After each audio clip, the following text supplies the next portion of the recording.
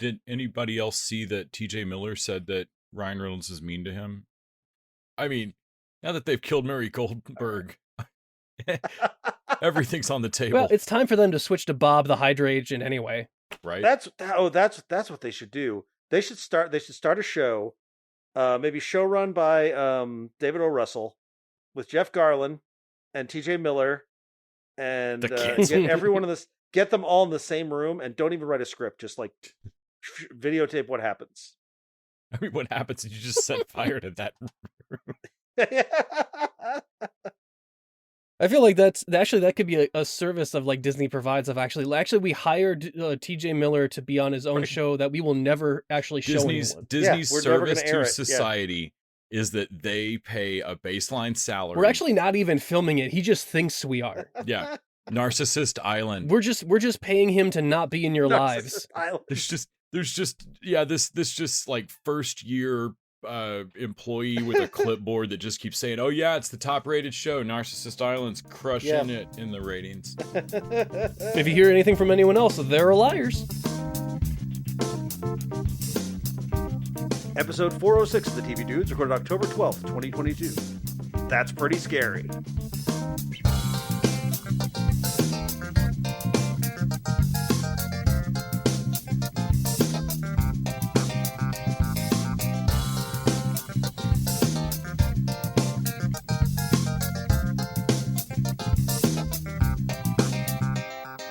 This week, we're talking about some scary stuff. There's Marvel's first foray into black and white horror with Werewolf by Night on Disney+. There's Mike Flanagan's first foray into YA with Midnight Club on Netflix. There's the surprise return of the hilariously nihilistic Ivanhoe 5 on HBO Max. And then there's the first appearance of Leapfrog and Daredevil and the penultimate She-Hulk on Disney+. But before we get to all that, I'm Randy. I'm Les. And I'm Nick, ready to ribbit and rip it. Ribbit and rip it, baby. And we're the TV Dudes. And before we get to anything else this week, y'all, this was an auspicious day as we record this. Indeed. So I, as I think everything is leading up to right now, I assume that we're talking about Nick and I's show Henshin and the Kickstarter launch this week. Oh no, I meant Alex Jones being sued for $1 billion. Oh yeah, no, sorry. I just think literally every bit of news in the world comes back around to this Kickstarter right now for me. But yes, I was totally talking about Henshin. Yes. Though we should talk in a minute about the fact that Alex Jones got sued for like $1 bajillion. It's amazing. It's amazing. Yeah. But no, I was indeed talking about the launch of the Henshin Kickstarter. So Nick and I, as we've discussed before, been working on a web series that we've written several episodes for. We're going to shoot the first 2 in December, and we're raising money for it. And that launched on Tuesday. It's going to run through November 11th. So we are 2 days into this thing, and we're about 13% funded. So we're sitting at a little over $5,000 right now. Nice. At the time of this recording. So when this will be coming out on Friday, the goal for this week is $12,000. So go to henshin.com, HENCHIN.com, and see where we are. When you're listening to this, we should be at $12,000. If we're not, reach out to me and say less, just in case I haven't noticed somehow. I'm kidding. I'll fucking noticed. I'm freaking out. Les, what is Les? Can you tell us a couple of the tiers? Myself, I'm in at the $25 tier where I get access to the digital stuff. But what all do people get? So like at the tier that Randy's at, the $25 tier, you'll get access to the actual episodes, like you were gonna buy them off of Amazon or whatever, but preemptively. The tiers above that, I think the one everybody ought to jump in at is the $100 Hensher tier, which gets you this rad 1.5-inch iron-on patch. We have a temp agency in Henshin where villains go to hire these guys or girls, whatever, and that place is called the Devil Henshin Services Agency. And so they've got a really great logo designed by Delphine Diaz, a friend of mine from high school, and yeah, the patch for it looks absolutely sick, and everybody should want one. $100 goes a long way in the world of Kickstarter. It's our average donation right now, and so yeah, I want everybody to jump in at that level. I think that's a good one. But go to henshin.com and check out all of them. There's a lot of levels. They all have fun names. Different stuff. Nice. You can get soundtrack. We've got music done by local composer Stephen Canham. You can be a goon. You can be a lackey. You can be Yes, you could be a minion. You could be a super villain. And if you think that me and Les took an entire day out of our lives to figure out the tiers of these and which were which on the hierarchy. We did. Yes. Well, as we learned this week on She-Hulk, there's a difference between henchmen and goons. There is. I just absolutely flipped the fuck out and screenshotted Wasn't that and that sent it to Nick special? immediately. Yes. It's like, that feels auspicious. That Yeah, it felt did. It that really felt did. right. That felt like a It felt right. It felt right. There is not a goon level because there's a difference. But there is a lackey level. Remember, it's lackey, not lacking. Right. There's nothing wrong. Yes. Yes. Well, Goon suggests a spin-off for later, or maybe I'd be sued by Goon's Sean William copyrighted. Scott for yeah. Right, yeah. right. I don't want to fight that guy. Or Beric Shell, honestly. Kid looks wiry. All right, let's talk about our TV diaries for the week. The Diaries of the Television Dudes. Brought to you by only the finest cocaine wine. In amongst the lead up to Henshin, I'm sure y'all watched some terrible movies. We did. But not the ones you think. Les, why don't you start us off? All right, well, I didn't include it. Was actually last week, but I somehow left it off my diaries. I watched the first 2 episodes of Interview with the Vampire. I loved those books. Or Interview with the Vampire. I always fuck that up, like Sex and or Sex in the City style. Yeah, I thought it was a vampire. Nope, it's the vampire. Okay. Never All I a gotta do is say it vampire. fast. Which is Interview with the kind Vampire. of weird. 'Cause it's not really accurate. The vampire sounds like there's one vampire, but it's an interview with a vampire because there's multiple vampires. And if there is a In this V world. vampire, I doubt it's It's What's not his face? either of Lestat? these people. Yeah. Lestat is the vampire. one- No, I think Dracula. the one that probably. isn't Lestat. Like Lestat is Tom Cruise. Brad No, Pitt's this is the Louis. which one? Yeah, this is Louis. He's definitely Louis. not the. Yeah. But as far as this Yeah. reporter knows, he's the only vampire, or as far as that he's met. So he keeps calling. Oh, him, right. Anyway, The so vampire. the new show of that is really good. If you ever like those books at all, this is I feel a much better version of that than the movie. Not that the movie didn't have its fun, but I mean, we all know Tom Cruise was never supposed to be that role. I'm more of a Queen of the Damned man myself. I'm really hoping. It seems like this show's Said doing no pretty well. person alive. I'm hoping that this rolls forward and they push straight through the 3 books, because like I want to see this show do Queen of the Damned now. Like I want to see them take Lestat into the 70s and shit. Like do all of it. It's a lot more fun. This is really cool. This show, we're gonna also talk about Hellraiser this week. This show is horny as hell. Oh my god. There's a lot of sex, and then like priests get punched through the face, and then more sex, and like it is gory. And it's on AMC, and I assume no one was in the room when they got these scripts through because the pacing is quick, and they surely would have stopped that if anyone had noticed it. No, it seems here that your pages it's only 10 pages long. We're gonna have to put, double this up. Just Xerox some papers in there. It's like they just shuffled it out of the room too quick, and So anyway, Interview with the Vampire, I'm really digging. Of course, watching Good Fight, which is absolutely insane. Still, Elizabeth Tassioni, the best character maybe on television, came back this week, and definitely in that universe. definitely As much in as that I love universe. Yeah. I would watch a spinoff of her with Marissa as her investigator so fucking fast. Oh yeah. That's where this show ought to be. Yeah, so Good Fight's just absolutely insane. They also do the most obnoxious thing in traditional Good Fight manner. They do the most obnoxious thing I've ever seen on the show, and they have Liz Reddick have maybe it's a prank phone call relationship with Jenny Thomas, wife of the Supreme Court Justice. What? Yep. She can't figure out if she's real or not, but the lady seems to know her shit, and they end up just watching Below Deck together on the phone. I hate it so much, but Elsbeth's in the episode. So. Okay, well, other than that horror thing that I don't want to hear about, how about Elsbeth's show is called Elsbeth Sentence?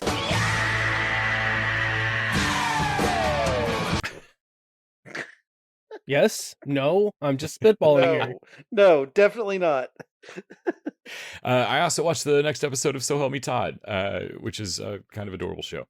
Fit right in I need with to catch up on that. the amount of psych that I've watched. Then in a completely different vein, Nick and I watched The Collector and then The Collection, which I had never seen. That's Benicio del Toro from the Yes, Marvel it Universe. is. He got a It spin-off? is. It's his spin-off show. It's kind of a Queer Eye in space. I was thinking Antiques Roadshow, but in the MCU, which, by the way, Yes. I'd fucking watch. So no, The Collector and The Collection are two indie horror movies from a few years back. Get this, there was a movie where I was like, oh, The Collector's on Hulu. It might be a time for a rewatch. And Les was the one that said, oh, I've never watched that. I've never what are you watched- fucking yeah. talking Wow. about? Nick literally stopped Wow. everything and was like, we're watching that. And it was like, actually, we're going to watch these. We need to watch these both. And you have to watch them in order. We're going to do this another night. Like immediately it was like, rearrange everything. We were planning this. And they're fucking rad. There's a lot of fun stuff to them. I don't want to spoil them. They are Home Alone meets Saw. A little bit. It's fucking weird. The Collector and the Collection are like the Alien and Aliens of invasion horror. Yeah, the first one is Hmm. really small. You can tell they don't have much budget. It's kind of got the way Pitch Black felt versus Chronicles of Riddick. Because in the second one, Bad it's comparison.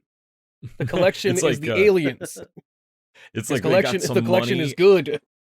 Yeah, they got that makes it sound like it's bad, but they got some money and went nuts with the premise, and it's great. Also watched Lower Decks, of course, She-Hulk.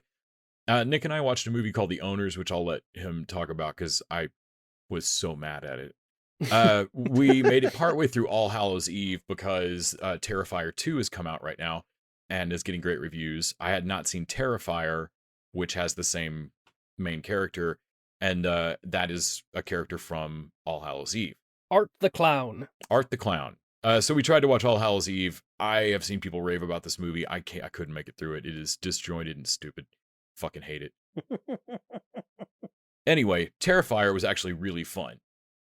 And had some holy shit level gore in it. I've seen I always take it with a grain of salt whenever somebody says people are having heart attacks or vomiting or whatever in the theater. But apparently people have thrown up during Terrifier 2, and that bodes well for a horror movie to me. I misread that. Thought you were watching Terriers. I was so proud of you Yes. for a minute, and then No, yeah, I was let down. no. Yeah, A this lot of is people throw up watching Terriers. A lot of people throw up watching Terriers. Only when I get to the last episode and there's no second No season. more. They turn the wrong direction. I and hurt Randy Donald throws Logue's up. feelings. Also watched Hellraiser. Watched a meh possession movie called The Last Rite. Don't bother. You could watch any other possession movie. It's fine. Watched some episodes of 30 Rock, Parks and Rec. Watched the new Quantum Leap episode, which was Quantum Leap. The It's fun. boxing, boxing No. one? There's the newer one where he jumps into the girl. Came Oh, out yesterday. I'm behind. I'm behind again. This is what's throwing me. So by the way, I didn't put Star Trek Lower Decks in the dessert because I missed it. So I'm like, I'm thrown by this whole Wednesday, Thursday Yeah, it's. mix. I look at stuff and I'm like, what week is that? Fuck. What are Yeah, you talking about? You missed Peanut Hamper? I have not seen it yet. Yeah. Wow. So this Quantum Leap, this episode, they are really spacing out their little info drops about the modern program and what what Ben might be up to. The best guesses as to what this plan is. And I'm not going to spoil it for you, Randy, because I figure you'll watch it.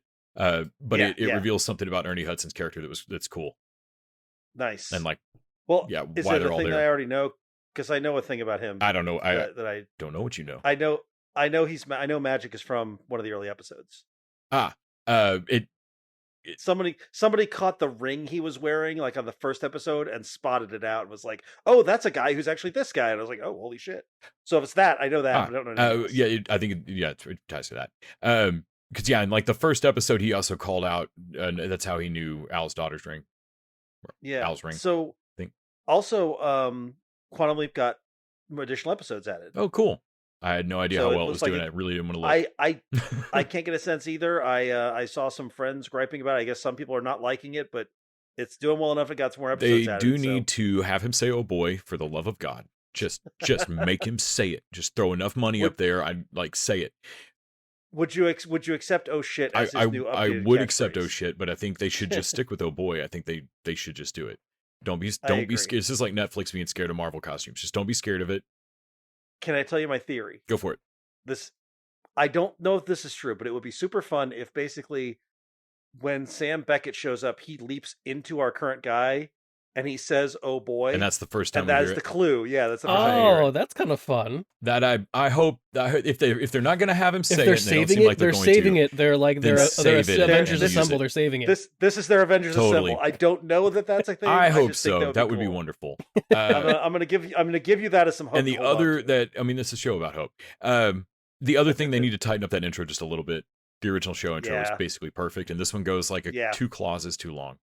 Yeah. I also caught up on Reboot. Then Nick and I watched The Night Yep. Watchman, which kind of falls apart in the third act, but is a damn funny, really fucked up vampire, clown, zombie, zompires.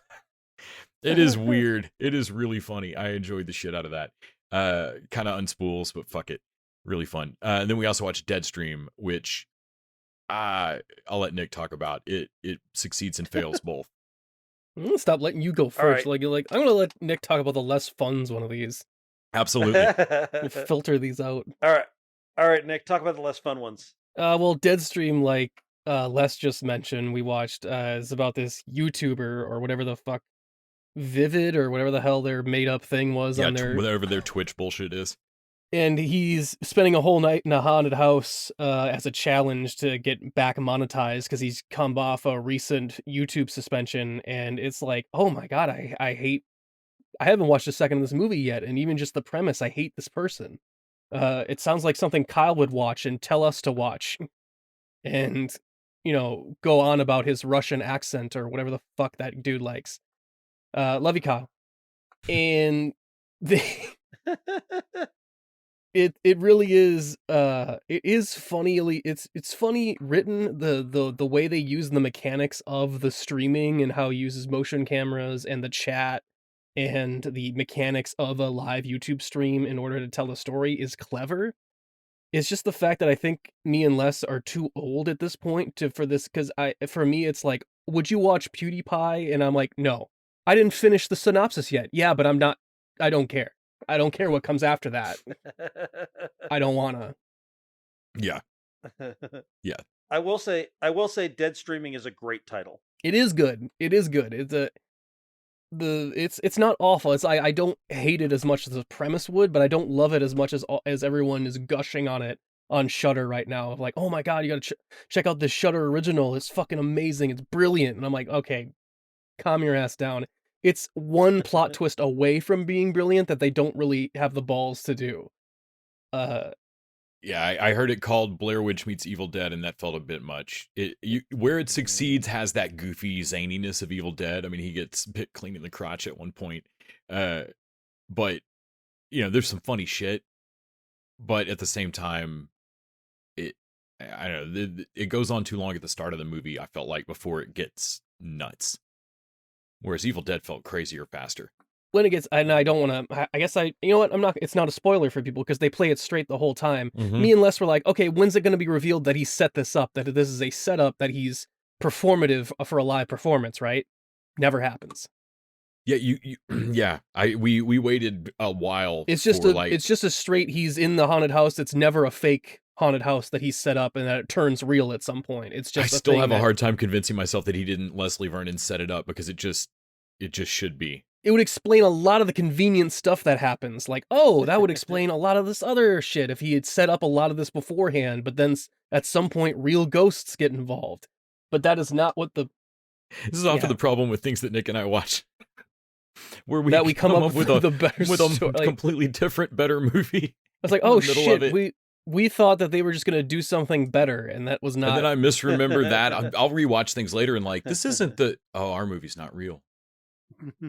Which brings me back to Henshin. The Owners kind of fills that same thing out. It has Maisie Williams, is that her name, from Arya Stark from Game of Thrones. The Owners. She's the best thing about that movie. Yeah. And I think Les just seriously hated a singular character throughout it that ruined the entire movie for us. What was it, Devin or? It's in Terry. Terry. Yeah. And he's so dumb to the point of like, me and Les were like, okay. This sounds like a joke. He's so dumb in this movie that it makes the romantic subplot have a consent issue. Yeah, I don't think he can consent to any type of like he's developmentally delayed. Like there's something seriously If he's doing the plot actions you're having him do, then she can't hit on him. like it's not right. Yeah, I mean it was and then and it's just a middle finger to the audience. I fucking hated it. Unless you did say that if that dude lives throughout the rest of this movie, I will fucking riot. And so yeah, that character does live and Les fucking hated this movie. He stuck to his guns on it. Yeah, it went from like, oh man, this is not as good as the premise, like, frustrating, and then it ends, and you're like, fuck you forever. I hate this movie. The Owners, ladies and gentlemen. I watched actually I never had watched Avenue 5 before this week. So I actually caught up on Avenue 5 of season 1 before season 2. I'll be interested to hear your thoughts. Yeah. I really like season 1 for sure. The very nihilistic to the point of like idiocracy, but I guess people are a little smarter because we can shoot people into space. We're really bad at apparently keeping them there or bringing them back or basically doing anything else, but we can get them into space. But everything else seems to be kind of a crapshoot. I watched a little bit of Mindhunter because my brother was watching the rest of Dahmer, and I was watching that with him a little bit, and that's a frustrating show because, you know, it just follows real events, so although those cops get, like, awards for best cops of the year after they get suspended because of their bravery of almost getting suspended after they let a child die. Mm-hmm. And it's like, oh god, real life sucks. And so I was like, I kind of want to watch something like this with like a serial killer bent, but I don't want to be like I just want to silence the lambs type thing. So I actually never finished Mindhunter. So I went back and finished season 1 of that. I love Mindhunter. The thing I was wondering about is that it doesn't end. Like they're never going back to make that last season. Yeah. I mean, and that bums me out. Sure. I mean, well, that's just the story for so many things, and that even got the production disrupted by quarantine or just fucking you know. It feels like Fincher lost interest because I think he's the one who's like, I don't know. I'm bitter about that, even though I really loved that show. I mean, I think we just got to give it, 10, 15 years, and then they'll be like, he'll go back. They'll bring them all back for like a movie version of it, or they'll just reboot the whole show.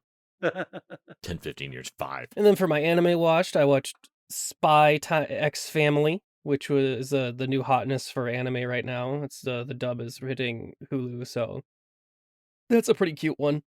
About a spy that has to hire himself a family to infiltrate a high-end school or whatever, but the kid just so happens to be a telepath and doesn't know it. And his wife just so happens to be an assassin, but they don't know it. And hijinks! Fucking manga, people.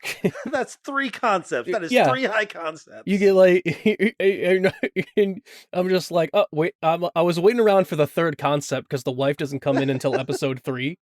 Or 2 or whatever, and I'm like, okay, there's 2 concepts going on here, but that's clearly not enough. Where's the next one? You tell me the spy has to hire a family. I'm like, okay, that's a pitch. Right. But one of the kids is telepathic. Of course. Well, that's basically kind of like, well, that's like, okay, so that's Americans. That's a whole show within itself. Well, and the child's telepathic. Well, that's a completely different show. Yeah. But I guess it could be in this one, too. And also, when they fall into water, they change gender. No, this one I think changes to a panda. I don't know. They haven't hit water yet. Saving that for the big sweeps. And then I watched the hero is overpowered but overly cautious. Just because, God, I love these long titles for anime. This is a trend I love.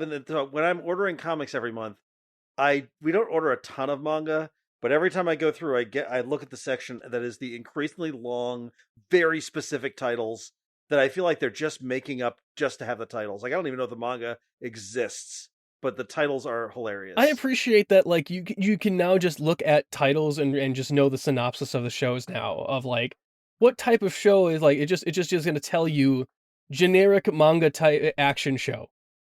This one has fighting in it.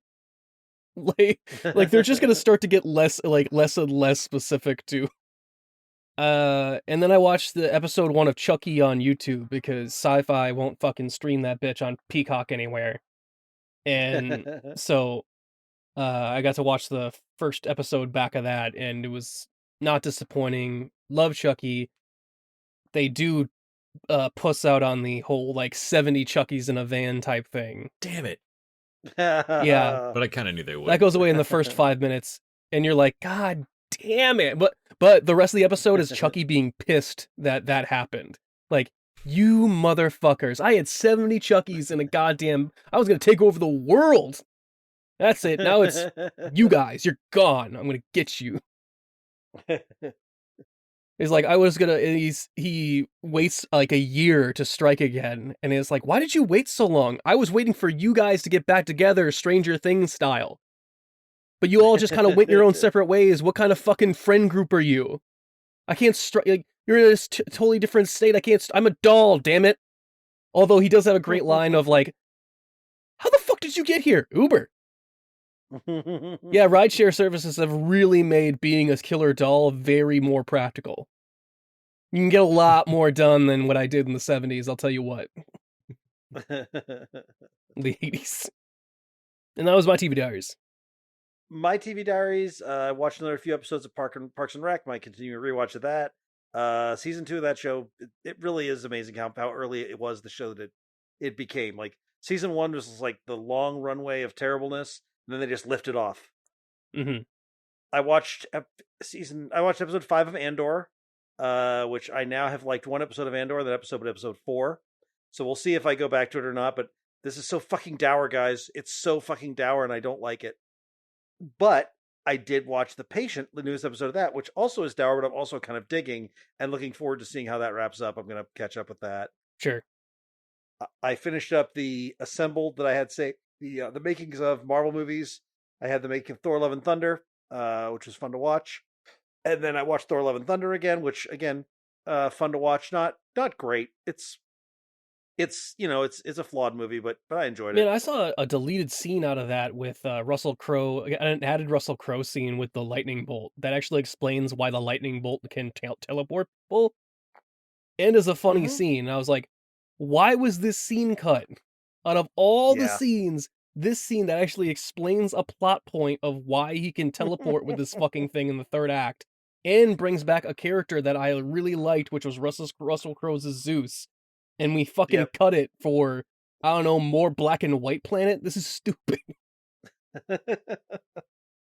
I watched Rings of Power. I'm one episode behind on that. Still digging that. They had a big, cool action sequence. Did they have their mini Helm's Deep with that goblin attack on their mini Helm's Deep? Yeah. Awesome. That was cool. Cool. I watched Hellraiser, which we'll talk about on Patreon. I watched Nightmare Before Christmas with Megan. It's one of her favorite movies, and we watched that.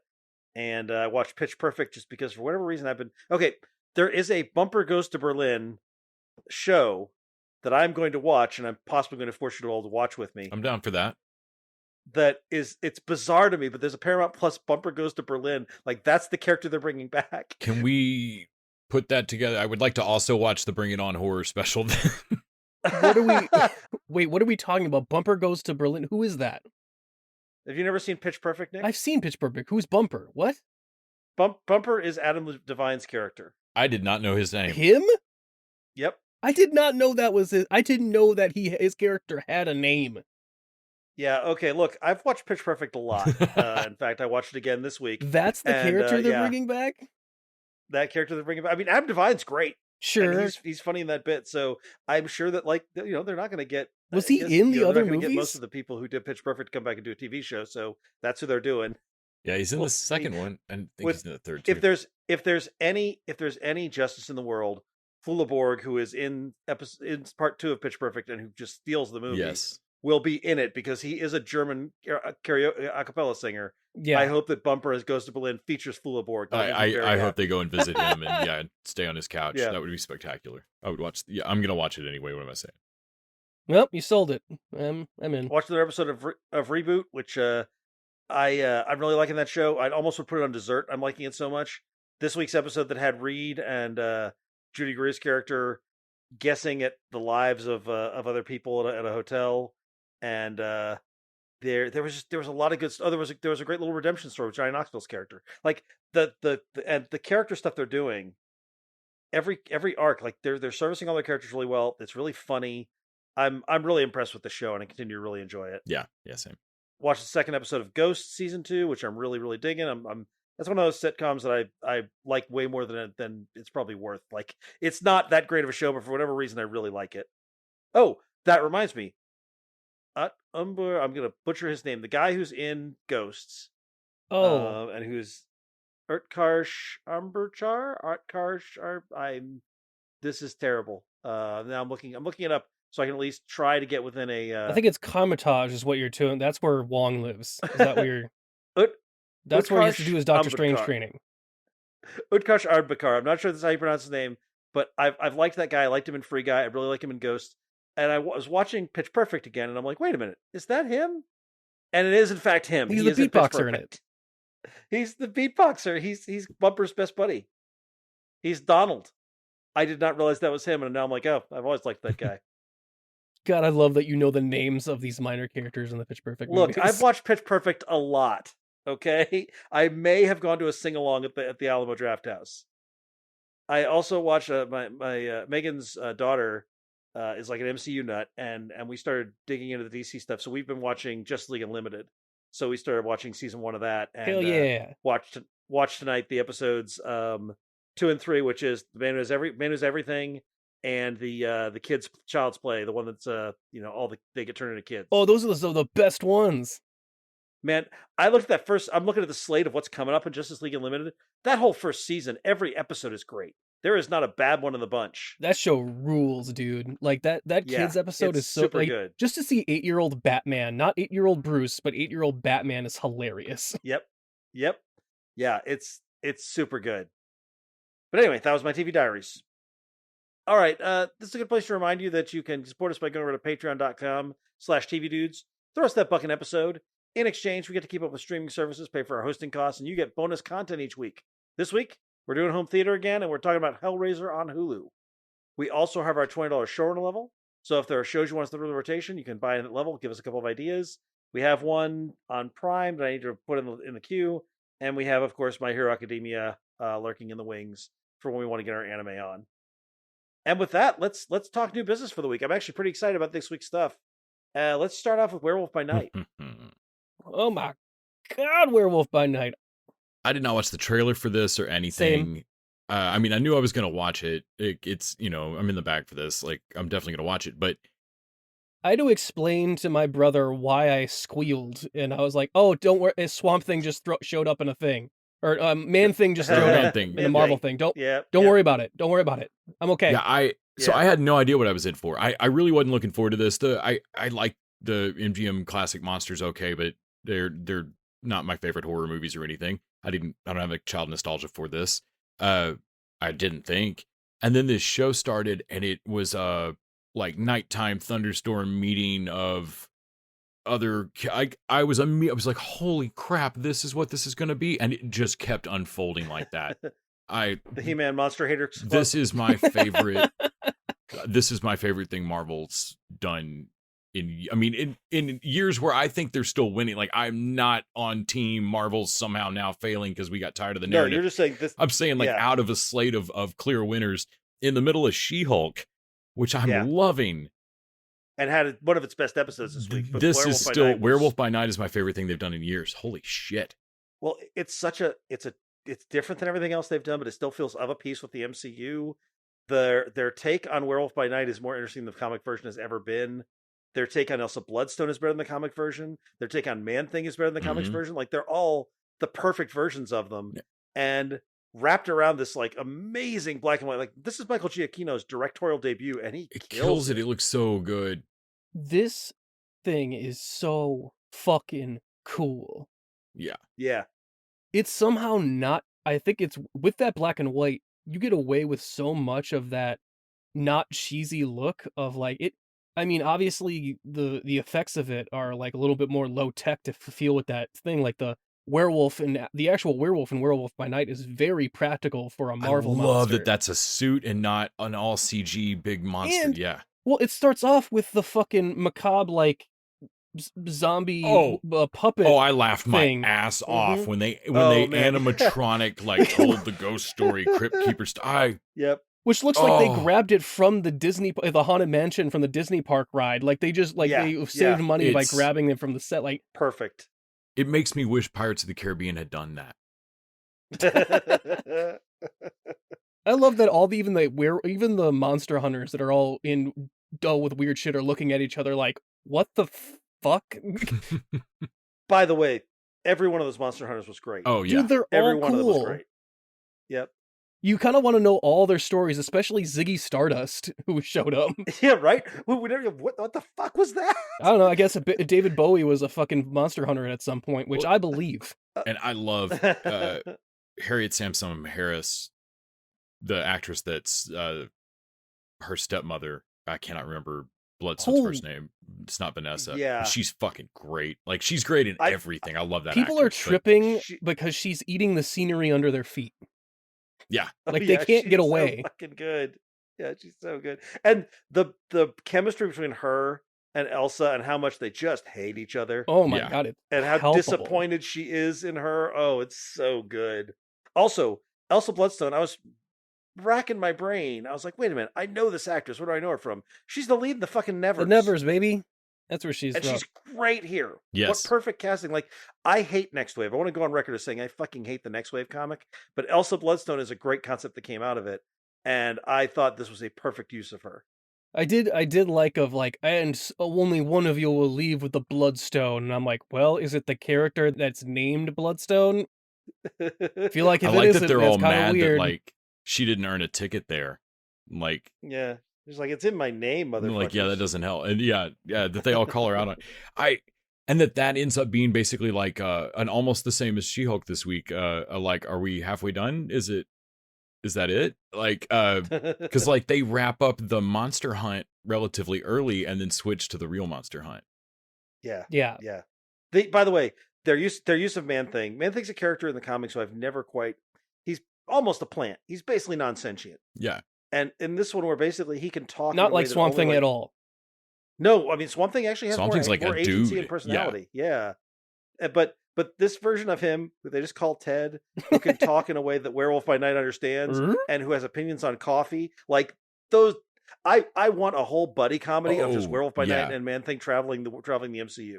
Like, I would watch that. And oh god, just they're picking up their bits of conversation at the end of like, you didn't save me.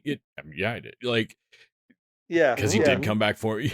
Like, oh, also, if I'm remembering right from the comics, Man Thing's power is like a penance stare. Basically, Oh yeah, right? so his catchphrase is, for those who know fear will burn at the Man Thing's touch.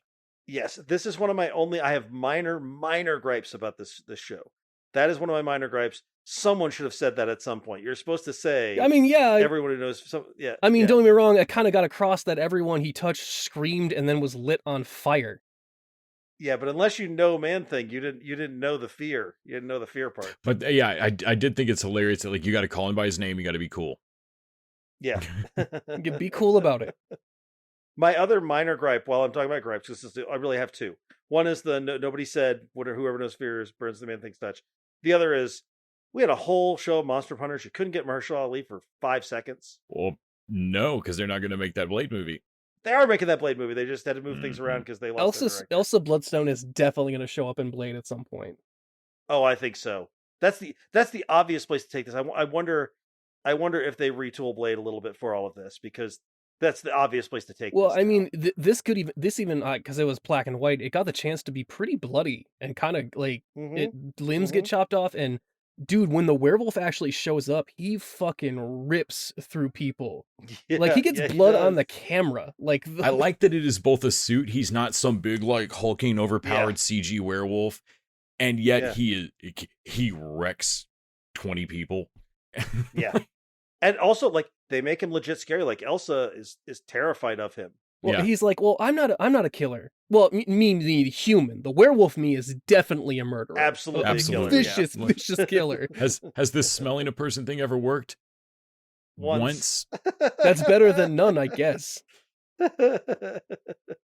Yeah. I dug this. Yeah, this was a delight, and I want more of it immediately. I hope that they're already planning another I want like a Midnight Suns every year every Halloween Halloween. special, like yes. bring in Ghost Rider, bring in not Morbius, you've ruined him.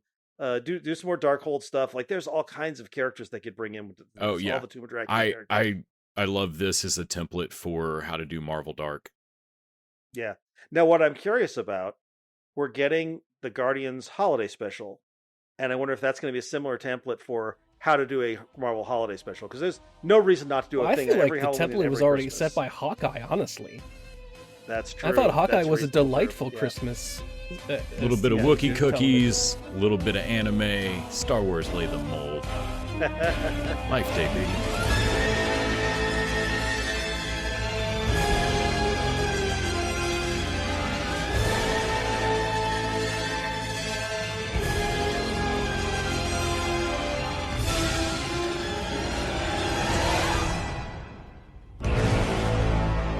All right, on that note, let's talk about Midnight Club.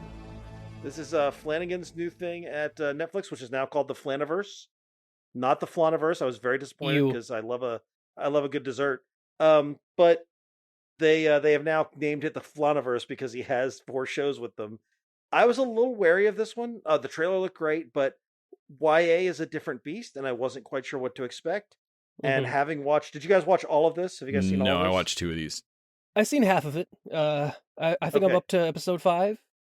Then I won't spoil the ending, but it went in directions I did not expect. In fact, episode 7 I think is the one that just kicks your heart out and is just maybe the best episode of the series. Mm-hmm. But I really liked this. Where did you guys come down on it? Nick, you watch more of it than me. I liked it. The last episode I watched was the black and white. What's it? The murder mystery story. Yeah. Which I think is their weakest episode, to be honest. Yeah, but it's on because it hinges on the Jesus freak, and that's her story that she's telling as a sorry to the gay person for hey, I'm sorry that I tried to recruit during our friend's murder, or our friend's death. It is the moment when it feels the most YA to me, and I feel like it gets better from that point on.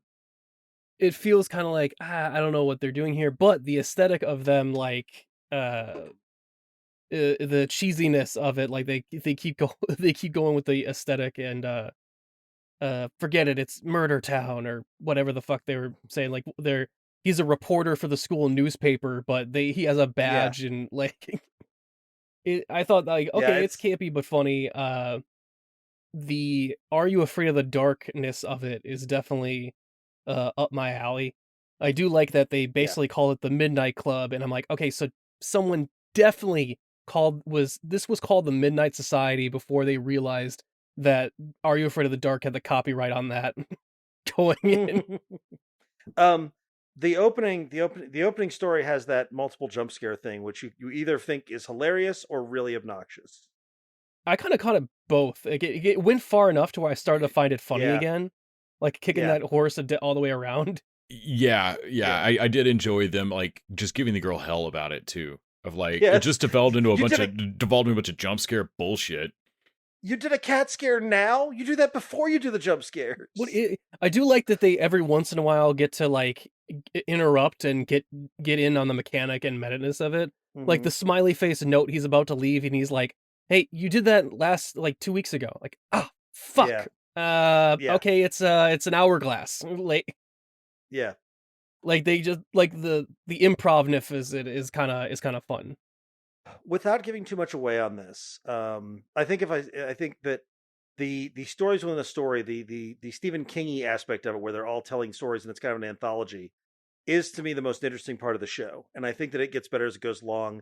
And there's some of those that are continuing. The one that's about the sort of teenage serial killer that he keeps leaving it off without an ending. Yeah, that is one that pays off at the very end. There's another one that pays off. But the overarching story of the supernatural stuff actually at this house and what's going on with this, is this a secret society? Are they going to heal them? Or that goes in a direction I did not expect. Okay. And this the notion of like this being about dying teenagers, like teenagers with fatal diseases, and being a period piece so they can do sort of the AIDS commentary and some of that stuff. It works on a level I was not expecting. This is kind of like Bly Manor, where at the end it's sort of like the twist revealed, like the storytelling twist revealed, and gave depth to the whole show. I feel like Midnight Club has a little bit of that, whereas I feel like Midnight Mass and Haunting of Hill House are both sort of just strong on their own all the way through. Yeah, Midnight Club, I think, is essentially a big 10-hour movie. You watch it and you got a big chunk of story, and it could never have been a movie because you need all those short stories in it. But it is definitely not what it's set out to be. It's not what I thought it was going to be. I'm But I glad that really you liked what it said turned that out to because be. I was thinking that while watching it, of like that the kids insert themselves into the stories and hmm are like they're their own characters and just keep reusing that like a little mini American Horror Story. Yeah, And I was like, okay, this is cool, but how cool would it be if Flanagan got a lot of his regulars to be repeat characters in this? Like you know, Drunk history uh style, yeah. but real. yeah, like Now I will say you do see some of the regular Rahul. I don't know if you've seen the episode where Rahul shows up oh, from I Midnight Mass Zombie and and all that. or Bly Yeah, Manor. Yep. yeah. So he's in an episode. Several of the players from Midnight Mass and all this show up in okay. one or two I was gonna stories say here and that there. they So should they keep that like that cast, but rotating. Like instead of the kids, have it be his yeah, regular cast, but yeah. they're acting like the kids would, And or like that they're and self I inserts. think But they did a little bit of that, like bringing in those in roles. They brought in the adult actors. There's a reason it's the kids playing the parts, though. It's because in general, when they're telling these stories, they are It's telling their stories story. about themselves. Yeah, and so it has to be right, them. I'm just saying that the acting from some of the kids gets a little grating to me. I get that. I get that. Like none of them are very bad, but they're trying to do a lot of ranges and stuff. And the Scottish chick in the wheelchair, Yeah. her bitchy act is really like, She's oh, you got to it's a turn it lot. down a couple She notches. she is central to episode 7 and really just I thought turned out a fantastic performance in that episode. So it's worth getting through because I do think I liked this. The first episode got me by the end of the first episode I was like, okay, I see where they're going. I kind of like this. And then as it kept going on, I liked it more and more. And like I said, that episode 5 I think was sort of where it was at its weakest, but it was not bad. It was just I thought it was the weaker story. But episode 6 is a big turning point. Episode 7 is a bigger turning point. And then there's big turns in like 8, 9, and 10. Okay. And I I was thought gonna say all because of that paid off really what well. I'm watching right now, like that whole the whole mini story just to say sorry to one of the other group. I'm like, this could have been a part of like the Yeah. previous episode. That doesn't have to be a full episode. They could have No, shortened there's that to. I feel like I've watched like 5 episodes, but I feel like I've watched 3 episodes worth of content.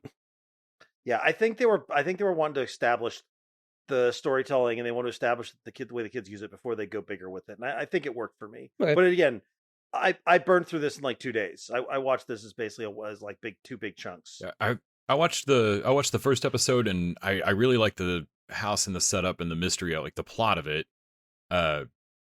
The second episode, I realized what the mechanic's going to be of like, oh, it's going to be a ghost story each episode. And the Yeah. second episode is the super bitter Irish chicks episode. Yeah. And I think this show's each episode's gonna live or die a little bit on how much I can stand that particular ghost story. Yeah. And episode 2 was hard to get. Like not hard to get through. I just didn't care. Didn't grab you. Well, if you don't like that character, how about if there's 2 of them? Oh yeah, exactly. I mean, some of that was interesting, but it just didn't. It's not bad, but it didn't grab me any more than Lock and Key, and It's fair. and which makes it the first Mike Flanagan thing to not just completely grab me. Yeah. And I like Christopher Pike. Like, what kills me is I read Christopher Pike novels in junior high. Like, I like Christopher Pike when I was a kid. And this just didn't, it just hasn't grabbed me. By the end of Ep 2, I didn't know if I like the mystery of the house enough. Like, I want to know what all is going on, but it feels kind of scattershot. Like, there's a lot of weird shit going on, and I don't know what's going to be a MacGuffin and what's going to be the real house or what's tied together. I love the casting of Heather Langenkamp. I just love seeing Nancy. Yeah. Heather Langenkamp she plays so many different roles in all the stories. She's doing a lot of different acting here. Yeah, and I liked seeing her return for a horror thing. But so far it's not fully grabbed me. Something about them being isolated at the house keeps it from feeling like, Stranger Things feels like it's set in the 80s and yet doesn't have needle drop music. Right. This is a needle drop every 5 minutes. Like, I don't know what they spent on 80s music, but damn.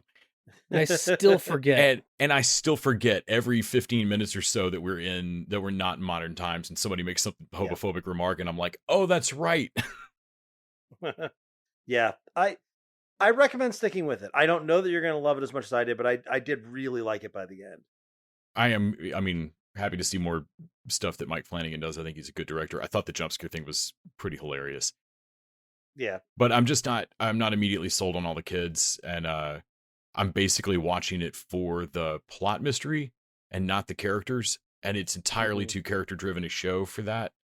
Oh, Yeah, that is a problem. Yeah. I like all the characters. I thought they did a good job with the characters, but if you're not engaged with the characters, you may lose interest in it. Does the kid who speaks completely as if he's playing a video game die horribly pretty soon? Because I'm getting pretty sick of that.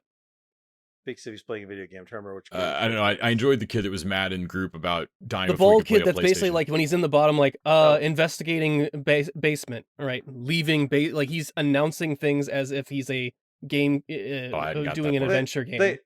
They only did that riff once. It's not a continuing thing. Oh, thank God. Once. Yeah, I thought that was fun, but you're valid. Oh, it made me want him to die faster of cancer. I was like, oh, thank God, you deserve your disease. Note to self: do not play Zork with Nick. Right? No Zork jokes. don't play Zork with Nick. It's a bad call. Very seriously. Shit. All right, let's talk about Avenue 5, which I thought was done. Me too. Like, last time we saw Avenue 5 was a few years ago. Right? And I thought it was one of those HBO projects that just didn't go anywhere. Much like the spaceship itself, we just forgot that they were still out there. So Avenue 5 is it's about a luxury space liner that gets lost, and what happens when they have to basically tell the crew, or they're having to tell the passengers, yeah, we're not getting home anytime soon, and then it gets worse. Nick, you just watched this first time. What did you think of it? I thought the some of the smartest things it does, really, like having Hugh Laurie having a character playing a character that can't maintain a American accent is like is never not funny. No. Yeah. It's amazing. God damn it, you're riding a lot on this high of this joke that never gets old. Of anytime he switches back and forth constantly and at random sentence at random. Yeah. And sometimes you'll forget, like throughout, like I think it was an end episode of season 1, and there were still people that were like, "What? Are you British?" Like, because he hasn't dropped it in front of that particular character yet. Like, there's still people learning about it because he's all over the place. And the idea of a automated cruise ship, basically, that has a crew and captain there for basically appearance. Just to calm people will freak. Yeah. Yeah, because the actual captain that knows and can pilot the ship, the Picard of this place, has no social skills and was like, nah, I don't want to do this. Have someone else like interact with the crew and all that other shit, and I'll run the ship. And he dies at one, like fixing a problem that doesn't need to be fixed, I think, which is like I think your level of nihilism you can take in this show of like it's people die from doing dumb things, people die for no reason. Like the episode where people just like end up flat earthing themselves out of an airlock. Yes. Oh no, we're still on Earth, and they jump out the airlock. I'm like, oh, and it's got a whole wow. psychological ramification too. Like the ship remembers that, and like that fucks those people. Like everybody who watched it are fucked Well, up. of course they remember it less because all those people are slowly circling around the ship in the gravitational orbit. Nothing can leave the ship. When they light up the shit cloud. This is created and written by the people behind Veep and In the Thick of It, and I thought Veep and In the Thick of It were pretty nihilistic, but this is so much more like black comedy. It's like they're all gonna die in horrible ways. The only weakness is and sometimes this is mitigated by how the idiocracy of it all, of that there's two presidents. One is like a non-on-site president. They keep mentioning really horrible things of like, oh, I'm from Pennsylvania from before the fires. And Yes. so obviously the world is terrible. Even I am Yeah. like, okay, And I this is am the not super a rich that fucking astrophysicist. I am not a rocket scientist. Even I know that in a vacuum of space, if you ejected a bunch of shit off the back, you could push yourself forward and change your trajectory, which is a thing that takes them a full season to learn. Yeah, but then when they do it, they fuck it up Yep. because they're all Right. so goddamn human. Ah, But even the people that are smart, like the engineers, don't think of like, oh, well, like, well, are we willing to eject 500 passengers? To like, oh, well then, okay, equate 500 passengers' weight into random shit on this ship that you don't need. Push it out the back. I'm like, am I stupid? Am I not getting this? And eventually, the show will catch up to the logic it's trying to do, and it's like, Yeah. it honestly, it doesn't matter. I would have just wrote it a little bit differently if I was in charge, but Well, the thing is, I think they're all meant to be like none of these. Like you said, the world's a shit show, and these are the people who like the rich people who are too stupid or just have money and no sense, and the people who are just lucky enough to get a job on a. They don't have to do whatever their jobs are down on Earth. They are running Mhm. the space liner, but they're clearly no one is qualified for their job. Even like the engineer girl, she's not qualified for her job. She's working way beyond what she should be doing right here. And I think that is what it's all about. Is that basically none of them are good at this, and so I find it hilarious. Hugh Laurie's character is basically just trying to speak to the crew because the engineers cannot. Like, they cannot Yeah, talk to yeah. people in a calming way and like, I'm like, "Oh, man, your job actually isn't useless because you have to translate horrific facts into, like, digestible thing." Even Karen's job, who Yeah. is what the space Karen is what like, I've like, her name actually being Karen is next level. Yes, yes. Her name is Karen. Yes. Even Yeah. I thought her, Yeah. like, "Oh, I actually see what her value is, and I don't hate her." oh man. And so the new season, you got to watch the first of episode 2, right? Fuck yeah. Man, that was a rough 4 months on her, like, or a rough 2 years in actual quarantine time for when the show does, because her character looks like I love the reveal, like her henpecked husband, who basically got one over on her. I Yep. love that he basically like convinced her that she shouldn't leave so like he gets to be a celebrity on the ship. And Yes. I love the reveal when she's like, wait a minute, they don't even know. Oh yeah, you That Oh, was yeah. so and good. like, oh yeah, you could have been living like a king. I mean, it would have been great. Like everybody thinks you're a hero because they think we're getting home in like a week. Yeah, you can live in like a G like, they explained to her in great detail how he's fucked How her good over. it could be. Yes, yeah. And she deserves every bit of it, which is great. And she's like straight up assaults him up until she starts to cry and pass out on Hugh Laurie. Also, Josh Gad playing the Judd. obnoxious rich. Yes. He is great here. I think he's so much He's fun just as this decided he's an character. everyman. Yeah, his runner in the first episode where he's just like, "How? What? I don't even know about this. What are you talking Where's about? the boardroom? I don't even know where that is. Isn't this your ship? Like, you know, it's just the name on it. Like, he's trying to avoid. This season is all about him, like, because the previous season was, this is my ship, this is all me, blah, blah, blah. But now this is like, oh, things are so bad, I'm just trying to avoid responsibility at any point. Like, I don't really know what's going on. Is. Yeah. It's like the day-to-day stuff. I don't know. I love the board meeting when they get in there and he's trying to pull it and he's like, you don't have to do that here. We all know you know. Just stop it. Yeah, I like them reestablishing the comms back on Earth and Yes. the tech guy that shows up that takes it over. Again, you like talking about the two presidents. There's weird little background Totus shit that I POTUS. forget about on this show, and he's like, "Oh yeah, just so did or you work for the president? I work for the other president. That's right, O POTUS." Oh, POTUS. And like every time he says "O POTUS," I laughed. Like Totus POTUS, Les. It's Totus POTUS. The other president. Totus POTUS. Totus POTUS. I forget. I think part of the problem with Avenue, like, it's not any single joke isn't knee slap, holy shit, funny. No. Like, little things make you go, huh, that's weird. And then 5 or 6 of those build up and then keep just unspooling for several episodes. And like, suddenly I find myself watching Avenue 5, like, yeah, this is pretty good. And then getting done with like 2 episodes and laughing harder, or thinking back on it a day later and laughing again. Yeah, this is for me. This is not as like this is not as obviously good as say Veep or Silicon Valley, which I always enjoyed the moment to moment.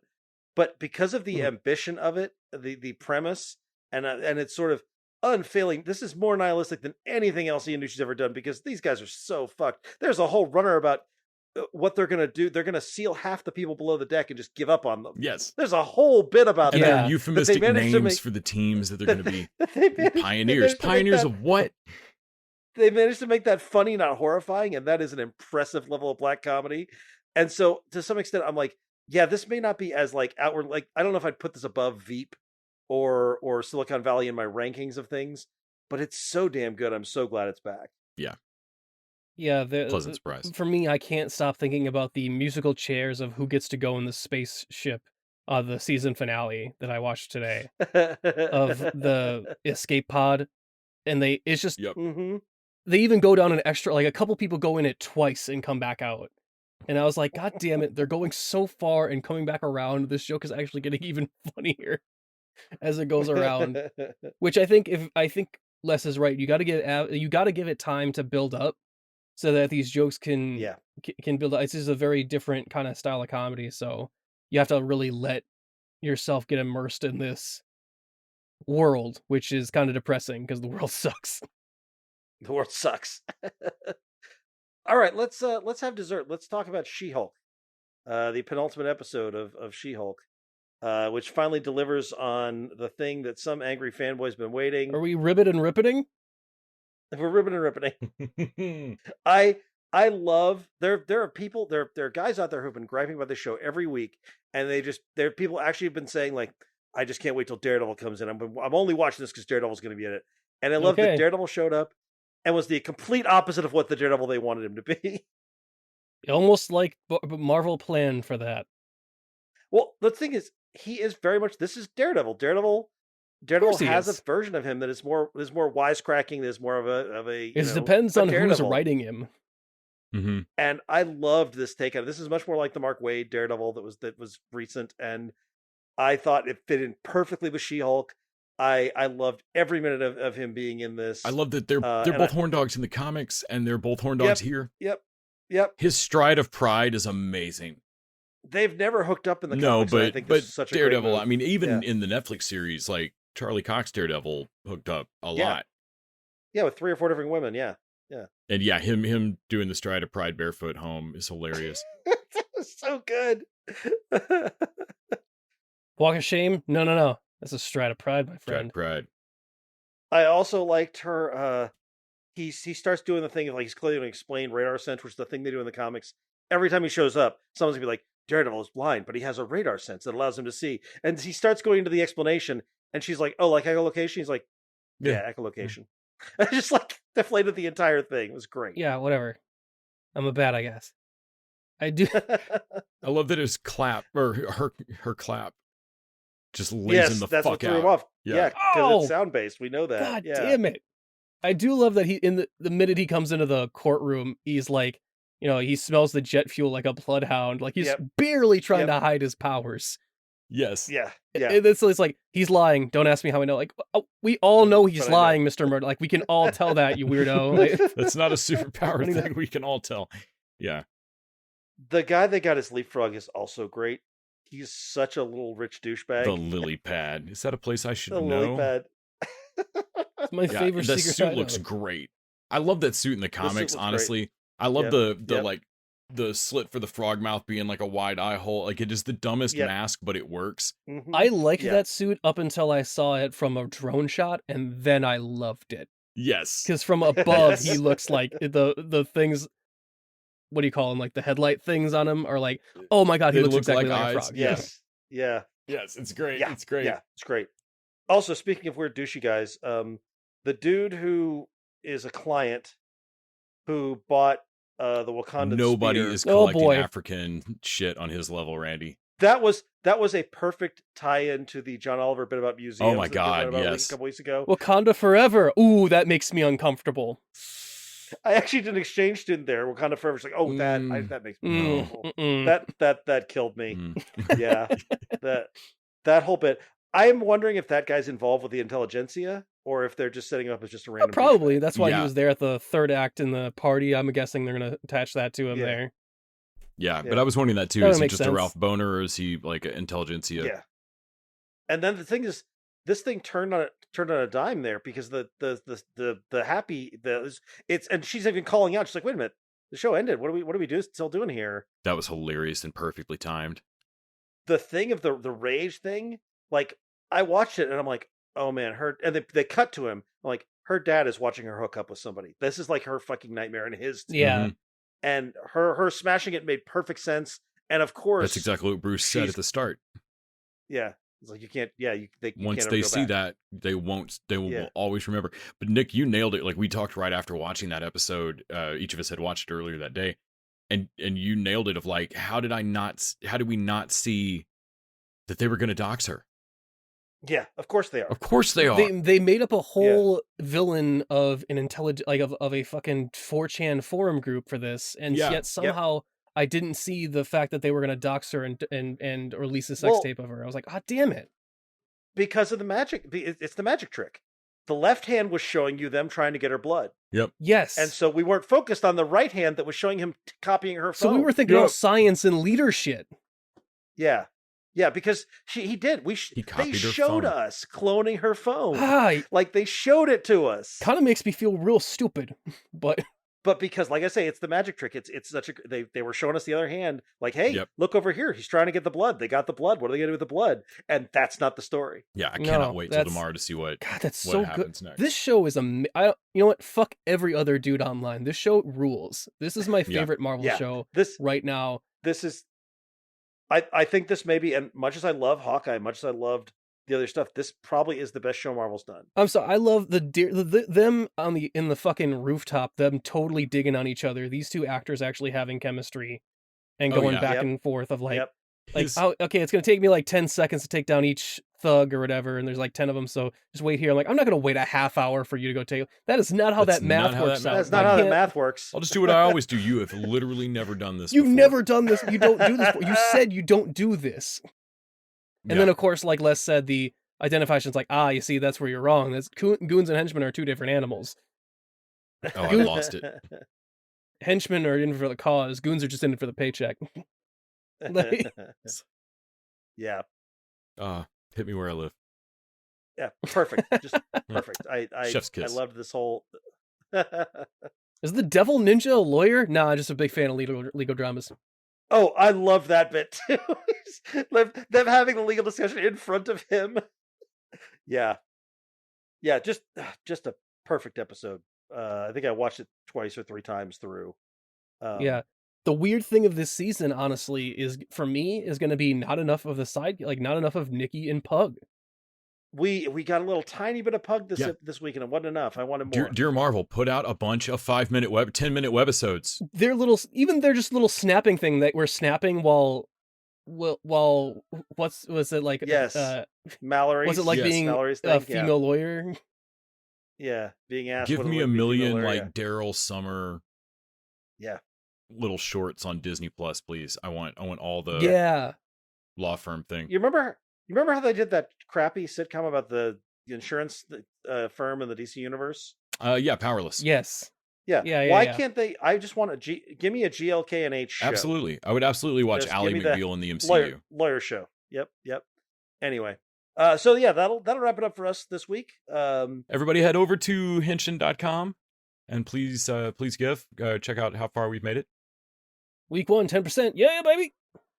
Thank you to our listeners. Thank you to our patrons. Reminder: you can go to patreon.com/tvdudes and throw us that $1 an episode. Go over to the Patreon, listen to us talk about Hellraiser. Go to henshin.com and support that Kickstarter. And until next week, TV Dudes out!